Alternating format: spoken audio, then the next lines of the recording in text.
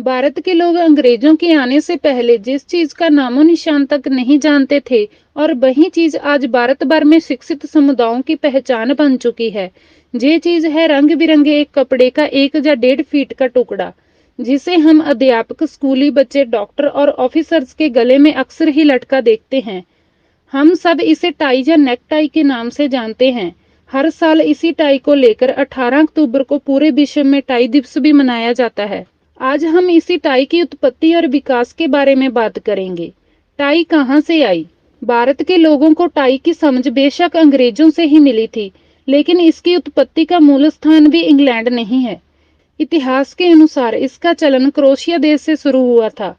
शुरू शुरू में क्रोशिया के सैनिक अपने गले में एक स्कार्फ बांधा करते थे, और इसके बाद फ्रांस के सम्राट किंग लुई 13वें को इनका ये पहरावा इतना पसंद आया था कि उन्होंने टाई को अपनी शाही सभाओं में पहनना शुरू कर दिया था।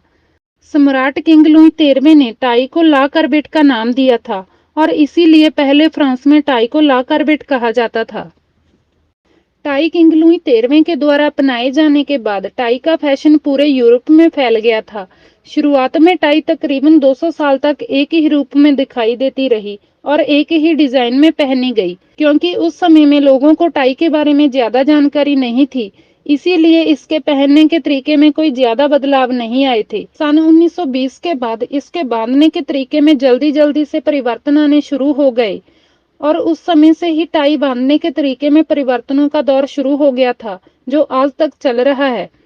टाई के इस परिवर्तनों के दौर की शुरुआत न्यूयॉर्क के एक फैशन डिजाइनर के द्वारा 1920 में की गई मानी जाती है।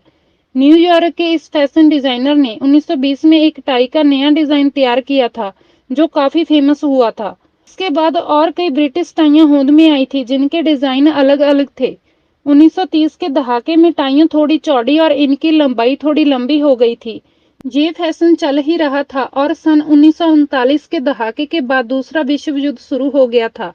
ब्रिटिश, फ्रांस, रूस, अमेरिका जैसे बड़े देश इसमें शामिल थे। ये भयानक महामारी का दौर था, और सभी लोग टाइयों जैसे और कई फैशन भूल ही गए थे। इस महायुद्ध की समाप्ति तक यही स्थिति बनी रही थी। इसके बाद सन 1950 के दहाके के बाद टाइयों के फैशन में दोबारा से परिवर्तन होने शुरू हो गए थे। उस समय फिट सूटों के साथ 2 इंच तक की चौड़ाई वाली टाइयां पहनने का फैशन शुरू हो गया था। टाइयों के इस रूप में भी 1960 के दहाके में फिर से परिवर्तन आया, जब टाई 6 इंच चौड़ी नजर आने लगी थी। उस समय इसे चौड़ी टाई का नाम दिया गया था।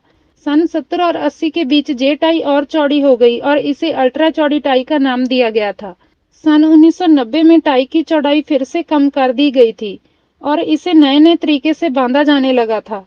और 1999 में इन टाइयों पर बुक्स भी लिखनी शुरू हो गई थी, जिसमें टाई बांधने के तमाम तरीके बताए गए थे।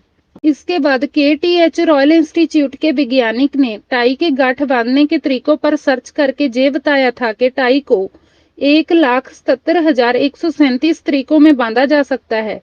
उनकी ये सर्च 1999 में विज्ञान पत्रिका में छपी थी।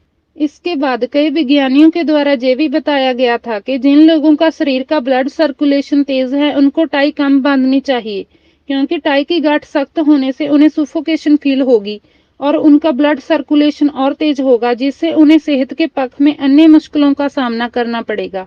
जहां उन लोगों को टाई लूज गांठ में बांधनी सही होगी, और उस समय से ही लेकर आज तक टाई बांधी जाती है, और मार्केट में इसके अन्य डिजाइन आ चुके हैं।